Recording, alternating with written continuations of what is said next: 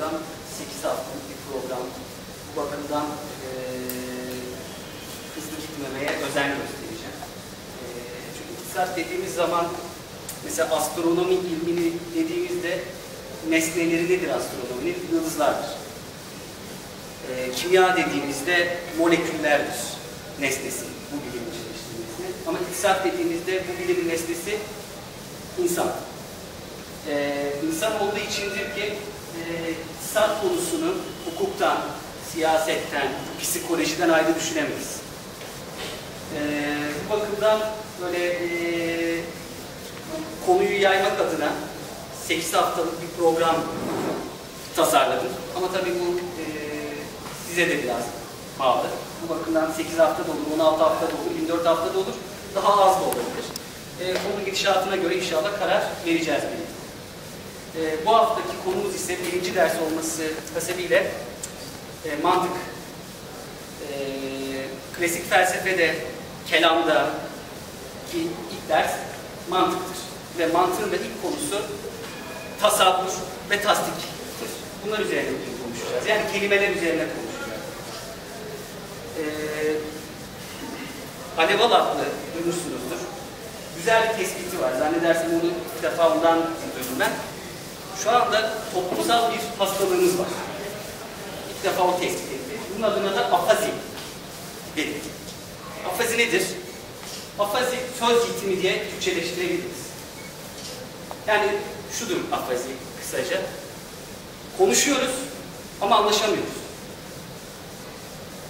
Bunun ana nedenlerinden bir tanesi konuştuğumuz kelimeler benim zihnimde farklı, karşı tarafın zihninde farklı manaları var. O yüzden tartışma programlarında, televizyonlarda fark edersiniz hiç bitmeyen tartışmalar. Herkes birbirine giriyor. Günün sonunda hiçbir şey kalmıyor. Bir yere varılamıyor. Tabii bunun nefsani boyutu da var. Oradaki çıkanlar aman anlaşalım, doğruyu bulalım, hakikati bulalım diye çıkmıyorlar. Daha çok benim fikrim doğru diye yanlış bir yol. Hiçbir televizyon programında şunu gördük mü? Ya haklısın galiba ya. Vallahi ben bu konuda biraz yanlış düşünüyormuşum. Yıllardır diyen birine hiç rastladınız mı bir televizyon programına? Rastlamadı. Çünkü oradaki amaç o değil. Hakikati bulmak, doğru nedir bunu bulmak değil. Ve konuşulan kelimeler, televizyon programı, demokrasi, kapitalizm. Bir kere bizim kültürümüzden gelen kelimeler değil. Bu bir. Bizde hiçbir karşılığı yok yani böyle tarihsel olarak. Yani demokrasinin bu kültürdeki karşılığı nedir? Yani çünkü bir kelime geldiği zaman tahayyül gücümüzü, hayal gücümüzü kullanarak o kelimeyi, mesela ben bir masa dediğim zaman ya da masa demeyeyim, elma diyeyim, şu salonda olmayan şey. Elma dediğim zaman hepinizde bir elma görüntüsü geliyor değil mi? Bu Allah'ın da büyük bir nimeti ayrıca. Çünkü her seferinde elmayı zihnimize getirebilmek, elmayı görmemiz gerekseydi yanlıştı. Ama tahayyülü gücümüzü kullanarak, yani muhayyile dediğimiz gücü kullanarak burayı hafızamızdan çekip orası tekrardan getirebiliyoruz. Şimdi elma deyince basit, sıkıntı yok. Hepimizde bir elma resmi var. Kırmızı. İşte bir tane yaprağı dalı olan bir şey, bir meyve. Bu kavramlar basit. Elmayı tanımlama, aramızda hukukçular da var. Tanıma girdiğiniz zaman elmayı bile tanımlamakta zorlanırız. Neden? Elma tanımlayalım. Mesela elmanın tanımını kim yapabilir aramızda?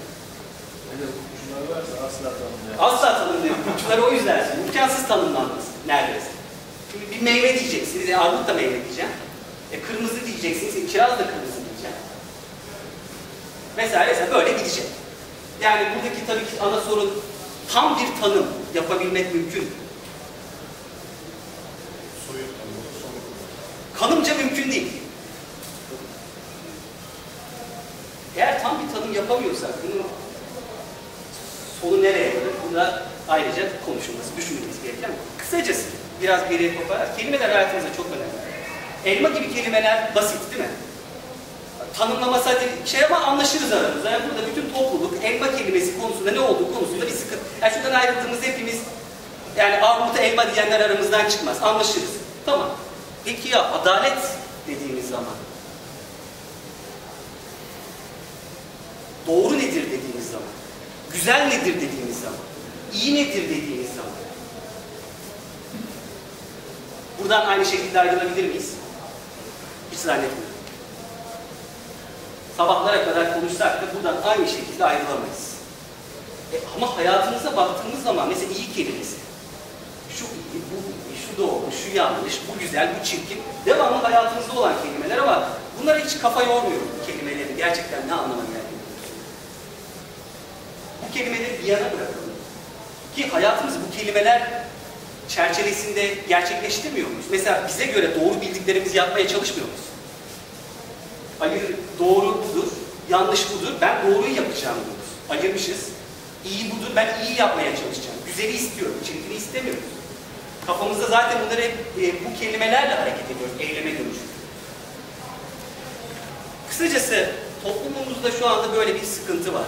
Birbirimizle anlaşamamamızın ana nedeni bu iyi, güzel, doğrunun yanı sıra kapitalizm, demokrasi, sekülerizm vesaire vesaire kelimelerin de zihin dünyamıza gelmesi ama bu kelimelerin nereden gelip nereye gittiğini bilmemiz.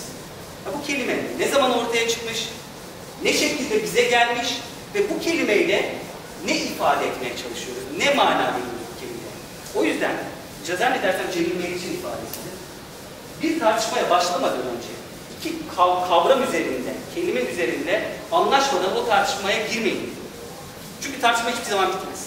Televizyon programlarındaki illüzyon da bizi uyutmalarının da ana nedenlerinden bir tanesi bu. Hiç gördünüz mü hiç kavramsal tartışmaya girdiklerini?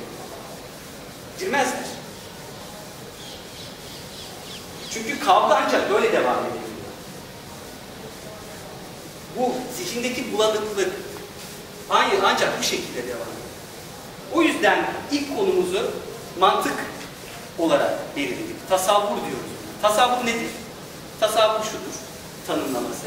Bir şeyin zihnimizdeki imajı, resmi diyebiliriz tasavvur. Yani elma dedim ya hepimize. Elma deyince hepimize zihnimize bir resim geldi mi? Buna tasavvur diyoruz. Masa dediğim zaman, yani bir kağıt versem, lütfen masayı çizin desem, büyük ihtimalle hepimiz aşağı yukarı aynı masayı çizeriz. Şöyle işte uçak falan bir şey çizeriz.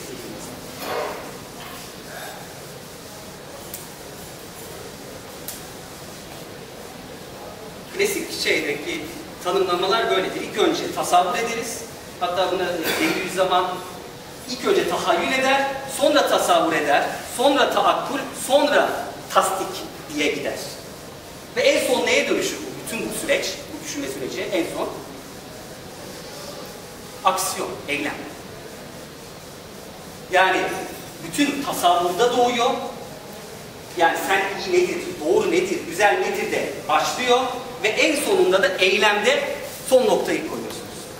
O halde birisinin eyleminden memnun değilsiniz. Yanlış bir eylem görüyorsunuz. Bu eylemi nasıl düzelteceksiniz? Eylemin kendisine mi ateş edeceksiniz? Yoksa o kişinin zihindeki bozuklar. Mesela şöyle söyleyeyim. Basit bir örnek. İki tane kavram düşün, kelime düşün. Bir tanesi çay, diğeri kırmızı. Bir de kar düşün. Şimdi çay deyince aklınıza bir şey geliyor. Kırmızı deyince de bir şey geliyor. Bunların ikisini birleştirdik. Çay kırmızıdır dedik. Ve bunu tasdikledik, onayladık. Evet, çay kırmızı. Burada tasdik aşamasına girdik. İkisini birleştirdik. Çay ayrı duruyordu. Kırmızı ayrı duruyordu. İkisini birleştirdik. Çay kırmızıdır dedik. Şimdi sizin zihninizde mesela çay yerine, çay imajı yerine kahve var. Çay deyince ben size aklınıza kahve geliyor. Diyorum ki, çay getirir misin lütfen dediğimde siz ne yaparsınız? Neyi getirirsiniz? Kahveyi. Eylemde bir bozukluk var.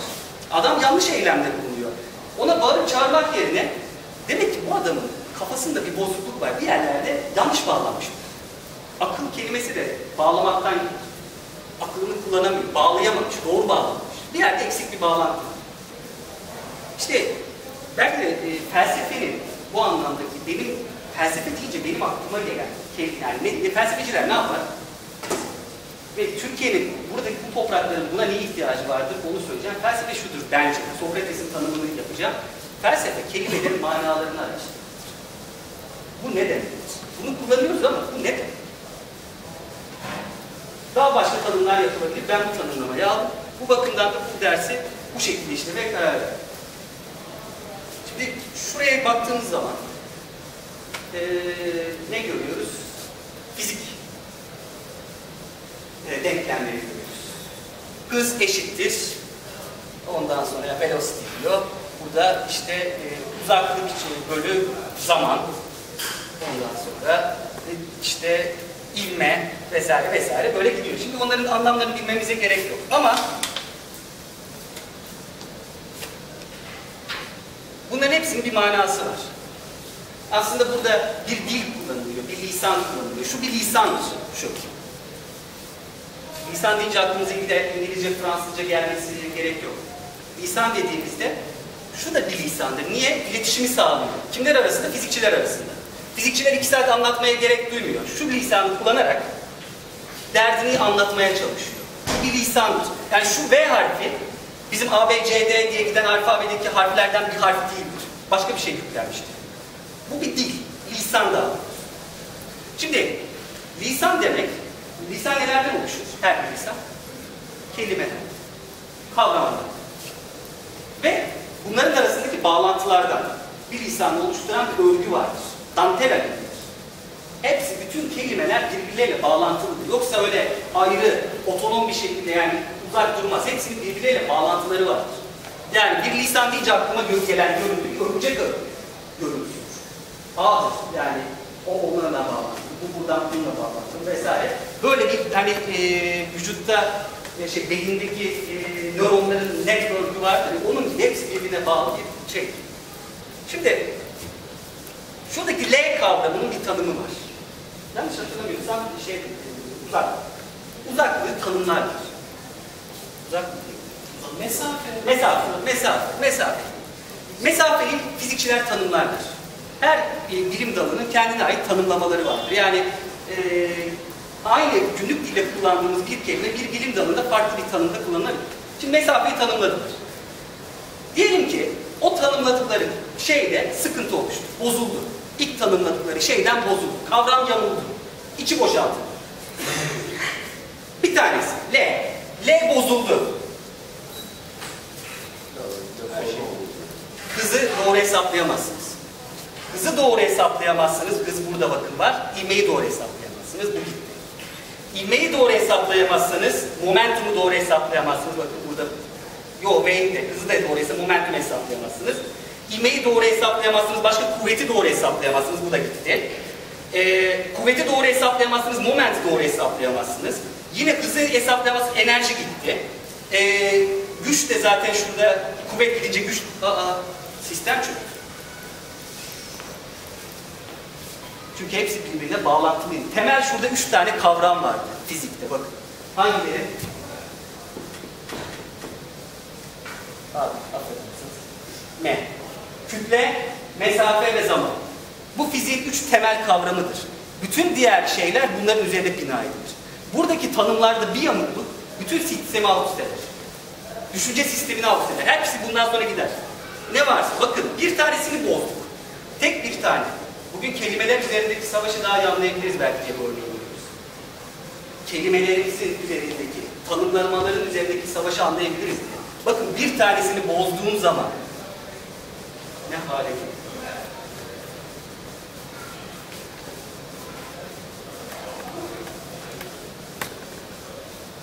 Lisan bilimcilerin dedikleri şey şudur.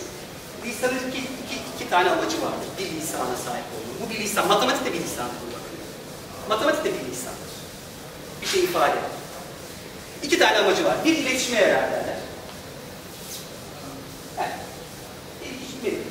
dilindeki manaları karşı tarafa aktarmak. 2, bence çok daha önemli amacı, gerçekliği anlamak için. Yani hakikati anlamak için. Lisan. 2. amacı. Peki biz hakikati nasıl bir lisanla anlayabiliriz? Mesela şöyle söyleyeyim. Şimdi hepimiz burada Müslümanız. Melek kavramı olmadan hakikati ne derece anlayabiliriz? Ya da onun yerini, oradaki varlığın yerini dolduracak başka bir kelime de bulmadan orada hakikati bütünsel olarak nasıl anlayabiliriz? Tevhid kelimesi olmadan tevhid. Hakikati ne kadar anlayabiliriz? Ya da anladığımız şey ne kadar hakikat olur? Bugün Wittgenstein dahil ki dil felsefesinin babalarından olduğunu söylenir. Hepsinin itiraf ettikleri bir nokta var. Bir bilimin geldiği nokta. Bizim bir lisana ihtiyacımız var. Gerçekliği en iyi şekilde ifade edebileceğimiz bir lisana ihtiyacımız var ve şu anda kilitlenmiş durumdalar. Yani fizik teorisinde mesela kuantumla izafiyet teorisini birleştirememelerin ana nedeni de budur.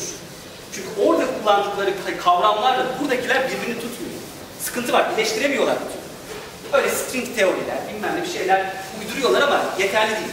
Hepsinin en azından fizikçiler genelde felsefesiyle uğraşmazlar maalesef. Bu çok büyük bir sıkıntıdır. Felsefeyle uğraşan fizikçiler mesela Heisenberg falan ifade ettiği şey şudur. Bizim lisanımızda sıkıntı var. Çünkü bunlar hala Aristo'dan gelen kavramları kullanıyorlar. Hala. Aristo'nun zaman anlayışı, Aristo'nun mekan anlayışı. Zaman nedir, mekan nedir? Hep ondan gelenleri kullanıp bugünkü bilimi inşa ama diğer sıkışık kaldı. Diyorlar ki bizim bir lisana ihtiyacımız var. Ama o lisan öyle bir lisan olmalı ki gerçekliği, hakikati tam ifade edebilsin. Bunun için ne gerekir? Hakikati hangi lisan en ifade edebilir? Nispet unsuru sağlam olması. Efendim? Nispet unsuru sağlam olması lazım. Sağlam olması, çok böyle kaya gibi olması lazım. Neye nispet edeceğiz? Hangi lisan? Gerçekliği, hakikati en iyi bilenin kullandığı bir lisan olması lazım. Gerçekliği, hakikati kavrayandan gelen bir lisan olması lazım.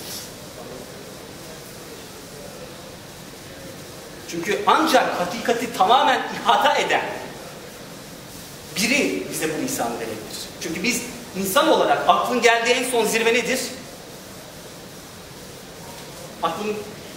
Aklın kendini yok ettiği yerdir. Artık buradan yani meleklerin ben buradan öteye geçemeyeceğim dediği yerdir. Belki de. Aklın artık kendinin yetersiz olduğunu gördüğü yerdir. Belki aklın gelebileceği en üst yer. Akıl belki de esas görevi o noktayı bilebilmesidir. Ancak ondan sonra akıl işlemeye başlar. Ondan öncesinde akıl işlemez. Akıl o noktayı göremedikçe akıl hiçbir şey yapmaz. Batı aklı işte bugün bu sıkıntıyı çekiyor. Çünkü akıllarını putlaştırmış.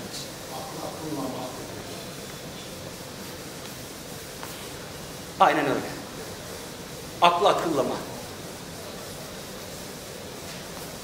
İşte bize bugün böyle bir dil gerekiyor. Peki bu dil nerede? Var mı bizim çevremizde böyle bir insan? Kurulmuş mu? Hakikati, gerçekliği ihata etmesi gerekiyor tamamıyla. En küçük birimine kadar bilen birisinin dili olması gerekiyor. Ondan gelmesi gerekiyor. Ve kavramlar arası ilişkide inanılmaz bir iç tutarlılığın olması gerekiyor. İç tutarlılık çok önemli. Felsefede çok önemli bir şey. İç tutarlılık.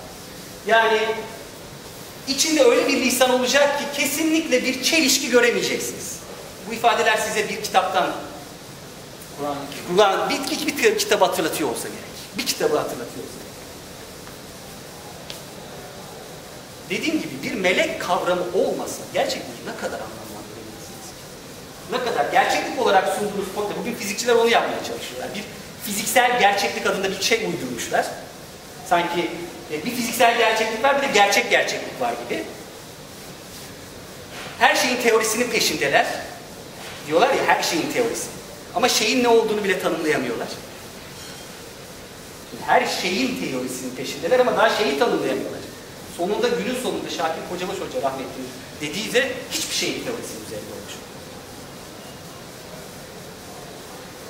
Kısacası sözün özü bugün bu derste damlasının sohbeti bu. Bu konuda yapmamın da nedeni metodum, usulümü ortaya koymaktı bir anlamda. Bundan sonra iktisat ve ahlak sohbetlerinin nasıl gideceği konusunda, hangi usule dayanacağı konusunda bu lisan kelamullah'tır. Allah'ın kelamıdır. Lisanullah değildir. Hiç böyle bir ifade geçmez Allah'ın lisanı diye. Allah'ın kelamıdır diye. Ve bu kelamda iyi, kötü, kar, zarar, fayda vesaire vesaire ki fayda biliyorsunuz iktisadın en önemli terimlerinden. İktisadın üzerine kurulduğu terimdir fayda belki. Hatta Bentham'ın elem ve lezzetler üzerine bir ki ben Adam Smith'ten ziyade Bentham önemsedim. Genelde iktisatçılar Adam Smith'i ön plana koyarlar. O bence Jeremy Bentham çok daha önemlidir. Çünkü Jeremy Bentham'ın yaptığı şey elem ve lezzetler üzerine yazdığı bir şey vardır, yazı vardır. Elem ve lezzetler üzerine. Peki biz bu tanımları nereden bulacağız? Şimdi Kur'an'a baktığımızda, Kur'an mantığıyla baktığımızda hayata bütün kavramlar, şeyler alt oluyor. Şimdi çok klasik bir örnek veriyorum ben genelde. Mesela adam diyor ki bankaya faize parayı yatırdım, kârdayım. Para büyüyor. Şimdi matematik olarak bakıyor, işte 100 olmuş, 110. Para büyüyor diyor. Allah diyor, zarardasın. Ya nasıl olur? Bak, 110 eksi 100 artı 10. Matematik hesap, matematikle putlaştırılır. Ona da geleceğiz inşallah. Matematiğin bir putlaştırılması söz konusu. Matematik bilimler. Şu an yaşadığımız çağ. Çağın işte bunun Genon'un niceliğine egemenliği diye kastettiği şey bu. Özellikle Rönesans'tan sonraki dönem işte Galileo'lar, Kepler'ler vesaireler matematikselleşmeyen, matematikle ahlakı bile açıklamaya çalıştıkları bir dönem. Matematik üzerinden ahlakı bile anlatmaya çalıştıkları bir döneme girdik. Adam o yüzden matematik olarak diyor, bu doğru. Allah bir zararlısın. Sadaka verdim. Şimdi sadaka verince 100 lira sadaka verdim. Ya da işte zekat verdim. 1000 liram vardı. Diyor ki 900'ün kaldı. Zarardasın. 100 lira. Hayır, Allah diyor ki kârdasın. Niye? Ahiret matematiğine yaptığımız zaman sana en az 10 katı verilecek bundan. 1000 artı 1000, 2000 lira ne olur? Bakın matematik değişiyor. Başvurduğunuz şeye göre, dile göre, lisana göre matematik değişiyor. İnşallah ileride yeni matematik yapıları da yine Müslümanlardan çıkacak. Çünkü bilimin buna da ihtiyacı vardır. Soyut matematik diyebileceğimiz. Ondan sonra soyut matematik diyebileceğimiz yeni bir matematiğe ihtiyaç vardır. Bu temel şeylerden üretilmesi gerekiyor. Çünkü evrende her şey, kainatta 1 artı 1 eşittir 2 değil. Bugün çok klasik bir örnektir. 1 artı 1 eşittir 1 de olabilir. Bunu çok güzel ifade ediliyor. Bir damla daha büyük bir damla. Yine 1 artı 1 eşit. Duruma göre 1 artı 1 3 de olabiliyor. 1 artı 1 eksi de oluyor. Bu 1 ne? 1'i tanımlayacak. 1 üzerine olacak. Bunu konuşabilmek için bu mükemmel lisana, bunun kavramsal yapısına ihtiyacımız var. Bugün. Hem de çok acil ihtiyacımız var. Bakın eski müfessirlerimize baktım. 2 tane iktisadi kavramla devam edelim. Nimet ve rızık. Bizim için ikisini de neredeyse birbirinin yerine kullandığımız 2 kavramdır değil mi? Nimet ve rızık. Ama Allah Kur'an'da öyle kullanmıyor. Farklı anlamda ve müfessirlerimiz işte ehl-i sünnetten tutun Mutezile'ye kadar hepsi bu konuda risaleler yazmışlar. Nimet ve rızkın farkı üzerine kafa yormuşlar. Boşu boşuna mı yapmışlar? Nimet ve rızkın farkı. Kur'an'da o kadar çok böyle kavram var ki, kelime var ki daha üzerine kafa yormadığımız. İktisadi olarak inşallah bunları yavaş yavaş bilmeye çalışacağız. Mesela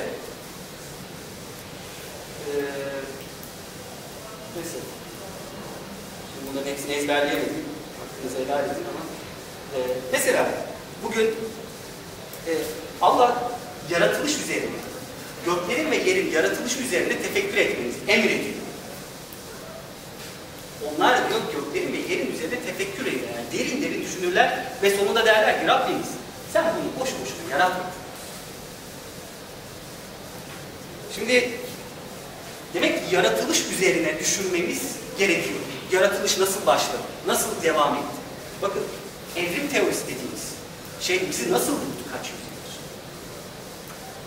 Zihinleri nasıl bombaladı evrim teorisiyle? Kaç tane zihin parçalandı? Evrim teorisi dediğimiz yaratılışla ilgili bir teoridir. Bakın Kur'an'da biz bugün yaratılış hakkında kaç tane kelimeyi kullanıyoruz?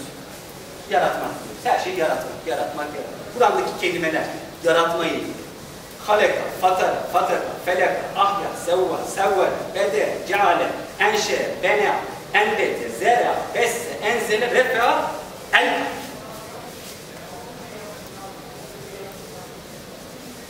Bunlar yaratılışla ilgili kelimeler. Daha da vardır.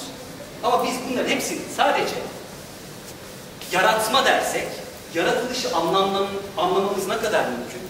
Bir kelime hayatımızda yoksa bazı şeyleri ayırt edebilme şansımız Mirza Beyoğlu'nun dil ve anlayış kitabında belirttiği üzere neredeyse sıfırdır.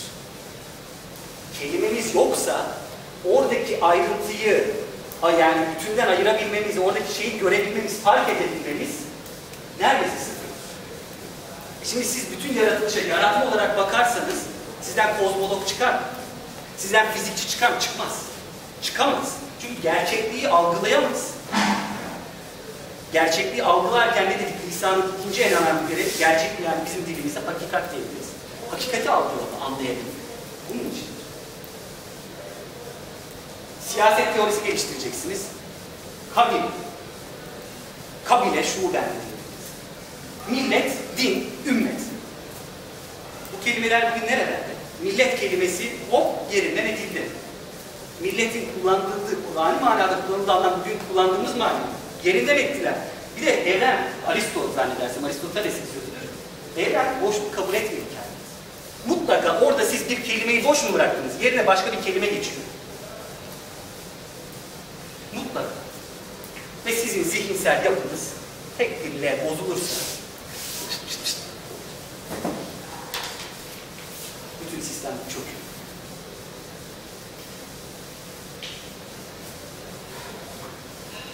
Zannedersem bu kararı, bunu şeye de benzetebiliriz.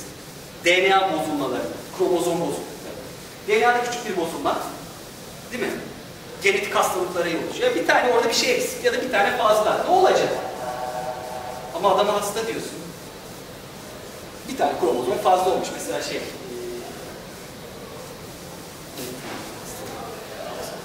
Down sendromu. Bir tane kromozom fazla. Ne olacak? Bir tane kromozom fazla olsun. Bir tane. Ne olacak? Bir sürü var zaten. Olmuyor. İşte bizim de bir tane kavramımızı kaybetmemiz. İşte namus yani bu yüzden doğru söylemiştir. Yanlışlıkla yüzden çevirmek için. O yüzden tekrardan bu kelimelerimize sahip çıkmalı, içini doğru doldurmamız ve bu kelimeler arası bağlantıları özellikle bakın bugün fizik bilimlerin derdi yoktur, hakikati anlama gibi bir derdi yoktur. Hiçbir derdi yoktur. Nedir onların derdi, özellikle fizikçilerin, kimyagerlerin? Teorileri deney sonuçlarıyla uyumlu olsun, öngörülerde bulunabilsinler yeterlidir. O yüzden devamlı yeni matematiksel şeyler eklerler. Numaralar çevirir, üçkağıt oyunları çevirir. Yeni bir mutlak bir şey koyarlar, yeni bir sabit eklerler oraya. Olmazsa varsayımlarını daraltırlar falan, öyle oynarlar. Yeter ki deneyin sonuçlarıyla uyumlu olsun. Gerçekliği algılama var mı? Hayır, tamamen faydacı bir yaklaşım, pragmatik. Pragmatik bir yaklaşım. Gerçekliği algılama gibi bir şeyleri yok, dertleri yok onun. Bu derdi olacak insanlar, Müslümanlar da dünyada. Çünkü rasyonel bir şekilde temeli olan bir dinimiz var. Yani bunu rasyonel olarak temellendirebilir. Ateist temellendiremez. Niye kainatı araştırsın? Ama bizim var. Çünkü Kur'an emrediyor dersin. İslam, dinimiz bize bunu emrediyor dersin. Rasyonel olarak onu temellendiremez.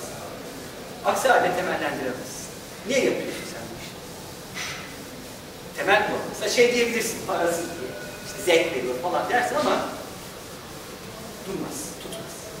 Kısacası bugün fazla zannedersem uzun sabahtan beri çoğunuz burada.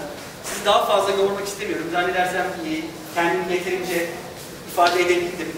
Bakayım burada eklemek istediğim bir şey var mı? Bu arada sizin sorularınız olabilir.